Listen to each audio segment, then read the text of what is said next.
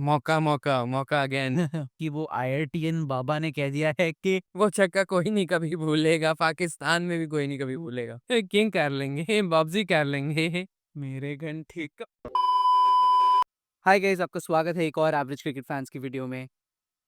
रुद्रांश, कल एक बड़ा मुकाबला है। इस मुकाबले की हम सालों साल वेट करते हैं। ये ऐसा मुकाबला है जिसके लिए हम कल, मैंने तो देखो आपको पिछले वीडियो में भी बताया था कि मैं तो ट्रैवल नहीं कर रहा हूँ कल। तो मैं अभी के अभी जो मेरा कल का प्लान था वो मैं कैंसिल करके पूरा दिन अपने रूम में बैठूंगा। साथ में चलेगी मेरी हनुमान चालीसा। और मैं भगवान राम का भक्त बन के कल तो पूरा दिन टीवी के सामने हाथ जोड़ के बैठा रहूंगा। कल सुबह सुबह 4 बजे उठ के मैं पूजन करूंगा, मनसा देवी मंदिर जाऊंगा, पूजा करने वाला हूँ। क्योंकि कल का मुकाबला बहुत बड़ा है, इंडिया वर्सेस पाकिस्तान। इससे बड़ा मुकाबला नहीं है रुद्रांश। क्या कहना है आपका? What are your first thoughts for the मौका मौका मौका again. um yes, always a big matchup with Pakistan, वो तो है ही। बट इस बार मतलब अब इतनी बार अब हम जीत चुके हैं, बट अगेन चैंपियंस ट्रॉफी है तो चैंपियंस ट्रॉफी का बदला लेना रहता है, तो आई थिंक उसके लिए I am looking forward. But उसके अलावा लाइक वो हमें world cups and like in सब चीज़ों में नहीं हरा पाए हैं, तो it's not a fair competition. अगर देखा जाए तो अपने घर पे अभी न्यूजीलैंड से भी हारे हैं, तो बहुत कॉन्फिडेंट साइड या बहुत स्ट्रॉन्ग साइड नहीं लग रही है। But India Pakistan always fun, तो हराने में तो मज़ा आएगा। नहीं, अभी मैं आपको यहाँ पर रोकना चाहूँगा क्योंकि अभी हम इस पे आएँगे न्यूज़ीलैंड वाली बात पे, बट मैं पहले बात करना चाहता हूँ टी20 इंटरनेशनल्स में और वर्ल्ड कप्स में इंडिया का रिकॉर्ड पाकिस्तान के अगेंस्ट बहुत ही ब्रिलियंट रहा है। बट चैंपियंस ट्रॉफी में इंडिया इतना अच्छा फेयर नहीं करती है पाकिस्तान को। तो क्या लगता है कि प्लेयर्स के मानसिक मेंटल गेम पे ये इफ़ेक्ट करेगा कि नहीं करेगा? I think so. और मतलब इस गेम में तो इंडिया के अगेंस्ट तो उनके पास होम कोर्ट वाला एडवांटेज भी नहीं होगा। है सर होम कोर्ट एडवांटेज, क्योंकि दुबई में बहुत गेम्स खेलते हैं पाकिस्तान। हाँ, उस हिसाब से तो देख सकते हो, बट लाइक उनका जो क्राउड अपने घर पे होगा वो वहाँ नहीं मिलेगा। हो सकता है कि स्टिल उनको थोड़ा-सा ऐसे होम कोर्ट वाला फ़ील आए, मतलब वो आना भी चाहिए क्योंकि वो होस्ट नेशन है। But I think low on confidence तो होंगे वो, थोड़ा तो लो ऑन कॉन्फिडेंस रहेंगे क्योंकि अपने ही घर पे भी हार के हटे हैं अभी। और इंडिया से जैसा कि आपने कहा कि वर्ल्ड कॉन्फिडेंस तो हाई नहीं रहना चाहिए क्योंकि वो आईआईटीएन बाबा ने कह दिया है कि पाकिस्तान जीतने वाला है, जो मर्ज़ी कर लो, इंडिया की टीम नहीं जीतने वाली है। कॉन्फिडेंस तो उनका हमेशा हाई रहता है। कॉन्फिडेंस तो उनका तब भी हाई था जब हैरिस रऊफ विराट कोहली को बॉलिंग करा रहा था। तो ऐसी तो कोई बात नहीं वो है। छक्का मैं नहीं भूलूँगा मैंने भी। वो छक्का कोई नहीं कभी भूलेगा, पाकिस्तान में भी कोई नहीं कभी भूलेगा। पाकिस्तान में तो टीवी टूटे गए हैं उसके बाद। टीवी तो चलो वो हर साल तोड़ते हैं। वो कोई नई बात नहीं है। तो क्या लगता है आपको कि ये जो पाकिस्तान की टीम है, अभी हम देख रहे हैं कि उनको, जैसे आपने बताया कि ये न्यूज़ीलैंड से हारते हुए आ रहे हैं और इंडियन टीम एक मैच उन कंडीशंस पे खेल चुकी है जिन कंडीशंस पे है। एक्सपर्ट्स ये भी कह रहे हैं कि पिच शायद से दूसरी पिच पे मैच होगा, बट वो पिच भी कितनी ही डिफरेंट हो जाएगी क्योंकि एक तो सेम कंडीशंस में बनी गई पिच है, प्लस आईएल टी20 अभी हुआ है और काफ़ी क्रिकेट हमने देख लिया है उस ग्राउंड पे होते हुए भी। तो क्या इंडिया के पास वो एडवांटेज है कि एक गेम वो खेल चुके हैं, उन्हें पिच पता चल गया या पाकिस्तान के पास वो एडवांटेज है क्योंकि वो इतने टाइम से खेलते हुए आ रहे हैं? या फिर पाकिस्तान के दिमाग में ये भी रहेगा कि हम न्यूज़ीलैंड से हारते हुए आ रहे हैं?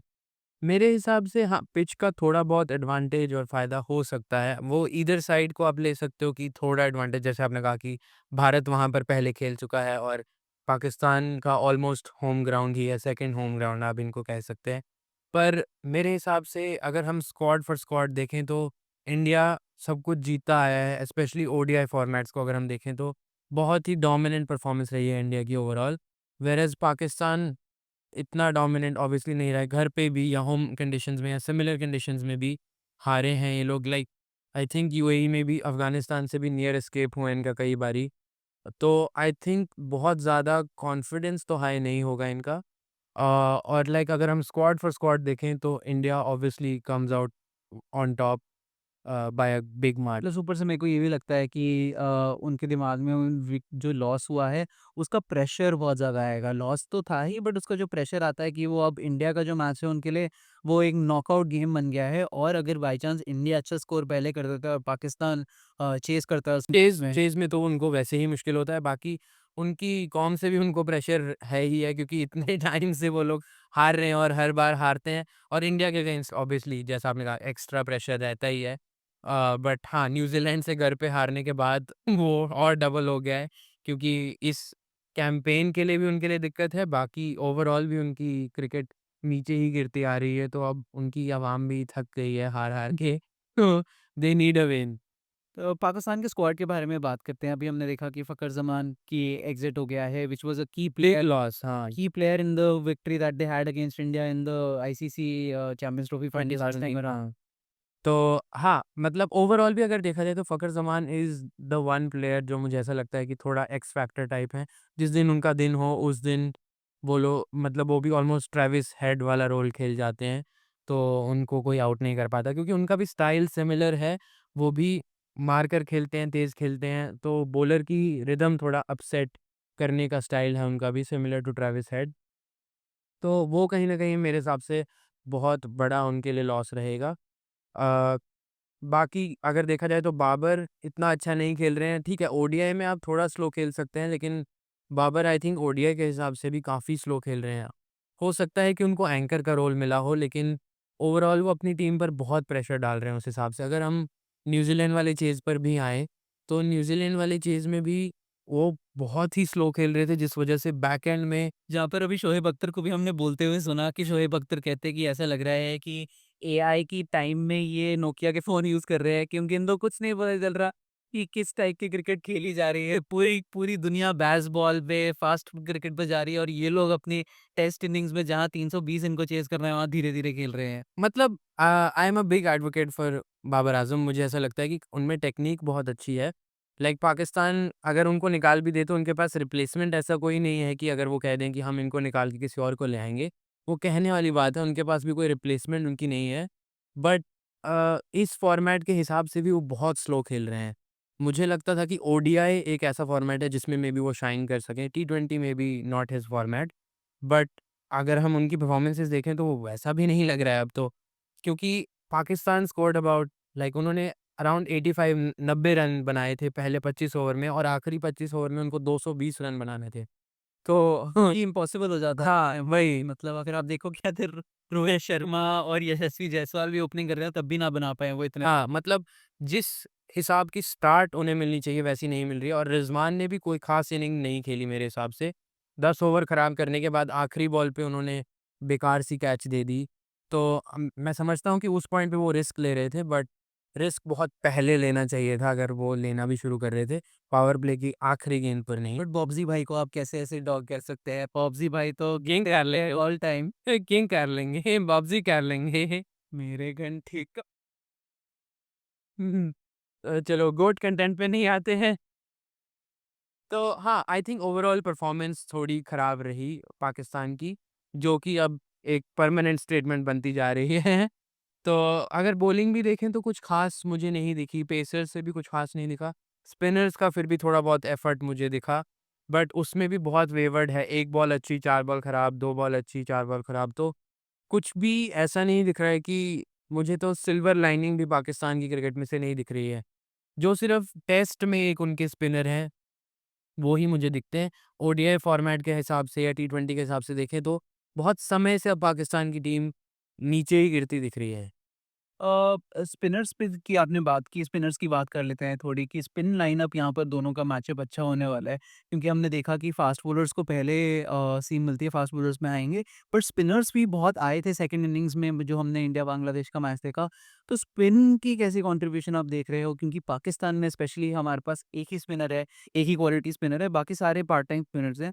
अभी ये भी देखना पड़ेगा कि फ़खर ज़मान की जगह जो इमामुल हक आए हैं, इमामुल हक अगर स्क्वाड में आते हैं तो वो भी एक स्पिन ऑप्शन प्रोवाइड करते हैं और बैटिंग में भी सॉलिड लेते हैं। बट क्या पता वो पाकिस्तान टीम उनको खिलाएगी कि नहीं खिलाएगी, वो भी देख। पहले वो बैटिंग कर लें उतना ही बहुत है। फ़खर ज़मान का अगर वो उतना ही हिस्सा ही पूरा कर दें तो पाकिस्तान बहुत खुश होगा मेरे हिसाब से। क्योंकि बॉलिंग तो ये लोग कहीं न कहीं से निकाल ही लेते हैं, बैटिंग इनसे होती नहीं है। तो वो मेरे हिसाब से ज़्यादा उनके ऊपर प्रेशर रहेगा बैटिंग का। बट अगर स्पिन बॉलिंग की आप बात करें तो मेरे हिसाब से मैं भी बहुत डिसअपॉइंटेड था इंडिया की स्पिन बॉलिंग से भी। अगर देखा जाए तो बांग्लादेश के स्पिनर्स ने बहुत अच्छा परफ़ॉर्म करा था कंपेयर्ड टू इंडिया के स्पिनर्स। या उसमें पिच का भी थोड़ा हाथ था कि पहले इंडिया हाँ, को कोई हेल्प ही नहीं मिली पिच। मे बी उसका भी कुछ ना कुछ रोल रहा होगा, बट अगर हम उसको भी अकाउंट में लें तो अगर फिर हम किस हिसाब से अगर आपको क्या लगता है कि इंडिया को किस हिसाब से जाना चाहिए कि सीमर फ्रेंडली जाना चाहिए कि स्पिनर फ्रेंडली जाना चाहिए कि डिपेंडिंग ऑन आप क्या चॉइस करना चाह रहे हो कि बैटिंग फर्स्ट आप चाह रहे हो या लाइक मेरे को लगता है कि इंडिया को अगर बैटिंग फर्स्ट करती है तो सीम बॉलर्स की काफ़ी ज़रूरत पड़ेगी, बट इंडिया को अभी मेरे हिसाब से अपने प्लेइंग 11 में कोई भी चेंज नहीं करना चाहिए। मैं चाहूँगा कि हर्षित राणा को ड्रॉप करके अर्शदीप सिंह को लेके आएँ, बट मैं अभी बोलूँगा कि वो भी चेंज करने की रिक्वायरमेंट नहीं है, क्योंकि इस बड़े मैच में मुझे तो वो बिल्कुल भी समझ में नहीं आया कि वो किस हिसाब से था। हाँ, ठीक है, हर्षित राणा ने 2 विकेट्स ली, बट मेरे हिसाब से वो इतनी इम्पैक्टफुल विकेट्स नहीं थी। 3 विकेट्स ली, बट जो फ्रॉम द टॉप शमी को हेल्प मिलनी थी दूसरे एंड से, आई थिंक वो इक्विवेलेंट नहीं थी। हर्षित राणा थोड़े इनएक्सपीरियंस्ड मुझे दिख रहे थे। जब गौतम गंभीर उनको ड्रॉप नहीं कर पाएँगे ना, क्योंकि उन्होंने थोड़ी विकेट 3 विकेटें ले ली हैं, उसके बेसिस पे आप ड्रॉप कर बट उनकी फर्स्ट टाइम सिलेक्शन कैसे हुई मुझे वो नहीं समझ में आया। बट मूविंग ऑन ने बात की थी कि शम्मी को प्रॉब्ली ड्रॉप करके हमने सोचा था कि अर्शदीप तो फिक्स्ड ही है। शम्मी और हर्षित राणा में से प्रॉब्ली हाँ, मतलब वो हम दोनों की प्रेडिक्शन ही गलत हो गई। उन्होंने तीसरा कॉम्बिनेशन मेरे कॉम्बिनेशन जी, जी, always surprises everybody so Gautam Gambhir. तो हाँ, बट लाइक स्पिनर्स में अगर देखें तो मेरे हिसाब से कुलदीप इतना अच्छा नहीं परफ़ॉर्म कर रहे हैं। मेरे स्टैंडर्ड्स के हिसाब से मुझे ऐसा लग रहा है कि वो पहले बहुत अच्छी गेंदबाज़ी कर रहे थे बट अब थोड़ा-सा उनका ऐसे हो गया है कि बहुत इनकंसिस्टेंट मुझे लग रहे हैं वो भी। तो मेरे हिसाब से वो एक चेंज में भी इंडिया कर सकता है। उनकी क्या वरुण को लाना चाहते हो कुलदीप के लिए? मेरे हिसाब से वरुण बहुत अच्छी फ़ॉर्म में है और मैं हमेशा प्रेफ़र करता हूँ कि जो फ़ॉर्म में है उसको खिलाया जाए। बट वरुण को मेरे को लगता है अभी नर्व्स की दिक्कत आ सकती है, क्योंकि इंडिया वर्सेस पाकिस्तान है, बहुत ही बड़ा मैच है।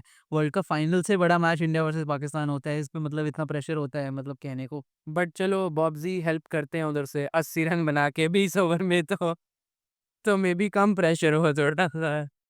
रिजवान भाई की सफेद लिपस्टिक मेरे को लगानी चाहिए थी आज से। एक तो मेरे को नहीं समझ आता कि पाकिस्तान टीम को इंग्लिश नहीं बोल सकते, वो अपने ड्रेसिंग रूम में जाके इंग्लिश बोलने की कोशिश क्यों करते हैं? मैं समझ गया इंटरव्यू में बोलने की मजबूरी है, ड्रेसिंग रूम में जाके क्यों बोलते हैं? रिज़वान भाई वही जाने अब वो क्या बोलते हैं, क्या नहीं बोलते हैं। तो आपको लगता है, अब पेसर्स पे आते हैं, पेसर्स का कैसा रोल रहने वाला है? Pakistan has a very good quality pace attack, जहाँ पर उनके पास हारिस रऊफ है, उनके पास शाहीन शाह अफरीदी हैं। ऑल्दो ये दोनों बॉलर्स और ये मैंने सुनने में ही सुना है कि पाकिस्तान का बॉलिंग अटैक बहुत स्ट्रॉन्ग है। मैं 5 4-5 साल से यही बात सुन रहा हूँ। हालाँकि जब से मैं छोटा हूँ तब से मैं यही सुन रहा हूँ। बट 4-5 साल से तो मैंने लाइव एक्शन में तो एटलीस्ट ऐसा नहीं देखा है नहीं, कि शाहीन शाह अफरीदी ने बहुत अच्छी बॉलिंग की थी इंडिया वर्सेस पाकिस्तान, जो वर्ल्ड कप मैच हुआ था उसमें। अभी अगर मैं रीसेंट की बात करूँ न्यूज़ीलैंड वाला जैसे मैंने मैच जो देखा उसमें मुझे सिर्फ़ मेरे को शाहीन की बॉलिंग भी अच्छी नहीं लगी। राउफ तो मेरे को किसी भी फ़ॉर्मेट के बॉलर नहीं लगते हैं टू बी ऑनेस्ट। वो सच में मुझे टेप बॉल वाले ही क्रिकेटर लगते हैं। उनके पास सिर्फ़ पेस है और मुझे पाकिस्तान का पेस के साथ ऑब्सेशन कभी समझ में नहीं आया कि उनका एक ही ऑब्सेशन है कि हाँ, पेस हमारे पास बहुत है। बट उनकी लाइन एंड लेंथ इतनी वेरी होती है कि उनकी पेस बैट्समैन को एक्चुअली हेल्प कर जाती है। अगर आप पैड्स भी उनको खिला रहे हो, तो फ्लिक करके छक्का मारना 150 पे ज़्यादा आसान है 130 से, कैच ही नहीं होगा कोई। तो मुझे ऐसा लगता है कि वो 1 या 2 बॉलर्स को छोड़ के कहीं न कहीं पाकिस्तान में लैकिंग है। शाहीन प्री इंजरी मुझे लगता है कि बहुत अच्छे बॉलर थे। पोस्ट इंजरी वो कहीं न कहीं अपने जैसे नहीं दिखे हैं मुझे। इंडिया के स्क्वाड पे आते हैं, इंडिया की स्क्वाड कैसी लग रही है? बैटिंग लाइनअप हमारी फिक्स्ड है, क्या आपको लगता है कि कोई चेंजेस करने चाहिए ओवरऑल इंडियन स्क्वाड में? बैटिंग अगर पिछले मैच की बैटिंग देखें तो नहीं कोई चेंज नहीं करना चाहिए क्योंकि ईज़िली कंफर्टेबली वो चेज़ किया। हाँ, बट मेबी रोहित शर्मा के ऊपर, before we move on ahead, Rohit Sharma की बैटिंग आपको कैसी लगी? मतलब क्या रोहित शर्मा को अपना इंटेंट चेंज करना चाहिए? How do you where do you want उसमें I think I disagree with you. I am very happy with Rohit however he plays like जैसे उनका स्टाइल है विद इंटेंट वो तेज़ खेलना चाहते हैं। आई एम वेरी हैप्पी कि अगर ये उनका वो स्टाइल नहीं है रुद्रांश, हमने सिर्फ क्रिकेट वर्ल्ड कप से देखना शुरू किया है, जो उन्होंने स्टाइल में चेंज लाए हैं। हाँ, मैं समझता हूँ उस बात को लेकिन जितना मैंने उनको टेस्ट में भी बच-बच करके भी खेलने की कोशिश करते हुए देखा है, उसमें I think he looks worse. उसमें वो कुछ भी नहीं करके आउट हो जाते हैं, उससे अच्छा 3 पे 20 रन बना के आउट हो जाएँ, प 5 बॉलों में 20 रन बना के आउट हो जाएँ, मैं उससे खुश हूँ रादर दैन मैंने क्रिकेट वर्ल्ड कप में भी पूरा टाइम देखा, जब हमने फाइनल में भी ये हमारी एक प्रॉब्लम एक्सपोज हुई थी, और पिछले मैच में भी ये प्रॉब्लम बहुत अच्छी तरह से एक्सपोज हो गई थी कि जैसे ही हमने रोहित शर्मा की विकेट गिरी, इंडिया की रन रेट आधी हो गई हाँ, और इंडिया को बहुत ज़्यादा प्रॉब्लम होने लग गई वहाँ पर, कि अगर बाय चांस शुभमन गिल की विकेट गिर जाती, केएल राहुल ने तो हाथ में ही देखो कैच पकड़ा दिया था।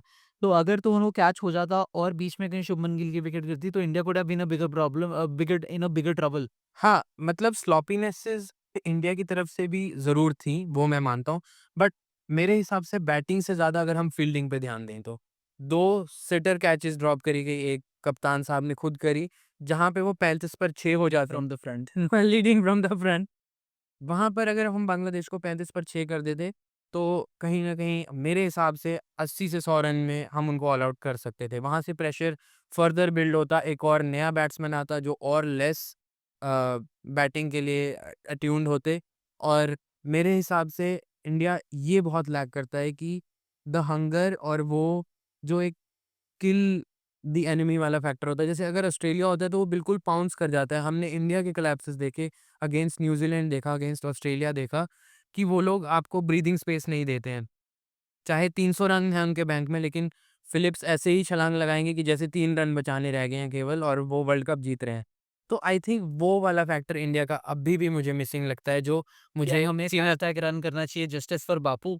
बापू के लिए जस्टिस होना चाहिए, आई थिंक सो। इतना जस्टिस हमने इतना परेशान ये ब्रिटिशर्स ने बापू को नहीं किया होता, इतना जो इतना रोहित शर्मा ने और क्या कर दिया है। मतलब समझ जाता है कि रोहित शर्मा को अपने रिकॉर्ड्स के लिए नहीं खेलना, बट दूसरे के रिकॉर्ड्स पर आप गिराने पहन के चले गए हैं वो। हाँ, वो तो बात सही है आपकी और वो कुलदीप वाली बॉल पे भी आई थिंक वो कैच सिटर कैच थी, उसमें भी कुछ नहीं था। हार्दिक पांड्या ने बहुत ईज़ी कैच ड्रॉप करी। Stumping missed by KL I think मैंने पहले भी राहुल के बारे में मैं कुछ नहीं सुनूँगा, I am the biggest fan. I और अंडरस्टैंड कुछ गलत नहीं कर सकता। आई अंडरस्टैंड बट मैंने जैसे पहले भी कहा था कि आई थिंक ऋषभ पंत को मैं as a keeper definitely he is much better. नहीं सर, मैं आप ट्विटर वाली एवरीवेयर नंबर 1। तो आई थिंक फील्डिंग और वो हंगर कि हमने उनको बिल्कुल चोक करके ख़त्म कर देना वाला फैक्टर बहुत मिसिंग था। जहाँ 35 पर वो 5 थे, वहाँ से हमने उनको 228 रन बनाने दिए। ऑलमोस्ट 200 रन हमने उनको एक्स्ट्रा बनाने वो भी दिए। बांग्लादेश जैसी टीम। वो भी बांग्लादेश जैसी टीम को और हमारा पहला मैच था, जो कि हमारे पूरे टूर्नामेंट के लिए टोन सेट कर सकता था। बाकी टीम्स को हमारे ग्रुप में वो एक टोन सेटर हो जाता कि हाँ, इंडिया एक बहुत डोमिनेंट टीम है, इनसे हमें बच के खेलना है बट ऐसा हमने नहीं किया, हमने बहुत स्लॉपीनेस दिखाई। तो आई थिंक वो एक बड़ा चेंज हमें लाना होगा अगर हम स्क्वाड में कोई चेंज ना भी करें तो। तो रुद्रांश, अगर ओवरऑल आए मैच पे तो अभी पूरे मैच की बात कर लेते हैं। क्या आपको लगता है कि मैच कंडीशन हो सकती है? किस टाइप की होगी? मेरे अकॉर्डिंगली अगर इंडिया को बैटिंग मिलती है और पिच ऐसी लगती है जहाँ पर बैटिंग फ्रेंडली अगर पिच होती है, तो इंडिया विल आउटस्कोर पाकिस्तान और इंडिया बहुत अच्छा खेल पाएगा। मतलब अगर चेज़ भी करना हुआ तो इंडिया की जो बैटिंग लाइन में इतनी डेप्थ है, इतनी क्वालिटी है कि वो चेज़ भी कर सकते हैं। बट अगर मेरे को लगता है मैच जहाँ 260-270 का मैच हुआ या उससे कम का मैच हुआ, वहाँ मेरे को लगता है टीम इंडिया के क्लियर साइंस ऑफ स्ट्रगल दिख गए हैं हमें बांग्लादेश के मैच के against. And I think so वहाँ पर इंडिया थोड़ा चोक कर सकता है और वहाँ पर मैच थोड़ा इंटरेस्टिंग बन सकता है दोनों टीम्स के लिए। जी, जी। हाँ, मेरा भी यही मानना है कि जैसे हमने भी वो हंगर नहीं दिखाई, वो फाइट नहीं दिखाई, तो चोकिंग कहीं न कहीं हमारी भी प्रॉब्लम रही है पहले भी और इसमें भी हो सकती है। जैसे आपने कहा कि चैंपियंस ट्रॉफी में हमने इतना अच्छा परफ़ॉर्म नहीं किया पाकिस्तान के अगेंस्ट, तो हम उनको इतना लाइटली ऑब्वियसली नहीं ले सकते हैं। तो हाँ, बैटिंग में मेबी आई वुड प्रेफर कि हम बैटिंग फर्स्ट करके बड़ा टोटल बनाएँ क्योंकि प्रेशर हम ज़्यादा से ज़्यादा पाकिस्तान पर डालना चाहेंगे और ऑब्वियसली वो लोग भी प्रेफर करेंगे बॉलिंग फर्स्ट आई थिंक क्योंकि वो भी अपनी बॉलिंग पर ज़्यादा विश्वास करते हैं रादर देन अपनी बैटिंग पर। But I think playing freely जो भी पहले खेलेगा बैटिंग में आई थिंक उसको थोड़ा एडवांटेज रहेगा as compare to someone chasing और वो कुछ ना कुछ कंडीशन से भी है, कुछ ना कुछ मैच के प्रेशर से भी है आई थिंक। नहीं, आई एग्री, क्योंकि पाकिस्तान के लिए तो डू और डाई मैच है। इंडिया वर्सेस पाकिस्तान का मैच है, तो that is the bigger. Do you think it's literal do और डाई कि अगर वो घर गए तो उनको ये मैं सुन रहा था। 21 तोपों की सलामी दी जाएगी घर जाके? ये मैंने सुना भी कि वकार यूनिस को जब इंडिया के साथ किसी match, India versus Pakistan match आ रहे थे, तो वो इंग्लैंड में मैच हुआ था। वो दु कहीं और मैच हुआ था, वो इंग्लैंड वहाँ से चले गए थे। 6 महीने के लिए अपने घर नहीं गए थे क्योंकि उनको डर था कि अवाम जो है उनकी वो गुस्सा हो जाएगी और वो नहीं कर पाएगा। और उनको ही घर से आउट कर दें। कई घर से आउट कर देगी, उनके घर का टीवी तोड़ देंगे अंदर आके। तो कुछ भी हो सकता है। नेदर प्रोजेक्ट पाकिस्तान पर मैच इंटरेस्टिंग होने वाला है। मैच मेरे को लगता है मज़ा आएगा देखने में। मैं बस एक ही चीज़ नहीं चाहता कि वन साइड इंडिया जीत जाए। मैं चाहता हूँ थोड़ा-सा स्ट्रगल दिखे, थोड़ी-सी प्रॉब्लम हो इंडिया को, ताकि वो बेटर प्रिपेयर हो जाए न्यूज़ीलैंड के मैच के अगेंस्ट। मैंने एमसीजी में वो वाला रोमांच ले लिया था, मुझे अब रौंदना ही है पाकिस्तान को। बहुत मज़ा आएगा कि हम भी उनको 2017 में जैसे हमने बहुत बुरा हारे थे, वैसी वाली हार अब मैं उनके साथ देखना चाहता हूँ कि डोमिनेंट इंडिया जीते और ख़ासकर कि बांग्लादेश के अगेंस्ट भी हम ऐसे स्ट्रगल करके मुश्किल-मुश्किल से जीते हैं, तो एक आध विन हमारी स्ट्रॉन्ग होनी चाहिए ताकि हमारा ओवरऑल कैंपेन भी स्ट्रॉन्ग हो, रन रेट हाई हो क्योंकि अब पाकिस्तान तो मेरे हिसाब से बहुत छोटा-सा टारगेट है, चैंपियंस ट्रॉफी जीतना बनता है। हाँ, इंडिया फेवरेट्स है चैंपियंस ट्रॉफी के लिए moving into the tournament. But yeah thank you so much guys हमारे साथ जुड़े रहने के लिए। अगर आपको ऐसा कंटेंट पसंद आ रहा है तो लाइक, शेयर, सब्सक्राइब सब कर दो। शेयर करो अपने फ्रेंड्स के साथ जो ये लोग क्रिकेट देखते हैं। It will really help us. आपका 1 सेकंड लगेगा बट हमारी जो मेहनत है उसके लिए बहुत रिवॉर्डिंग हो जाता है। और अब कमेंट ज़रूर करना कि आपको क्या लगता है कि कौन जीतेगा और क्या टीम रहेगी और आपकी क्या प्रेडिक्शंस हैं? Alright, bye bye. Please subscribe, Sarakabar, Sabarakarai, Sarakap, whatever.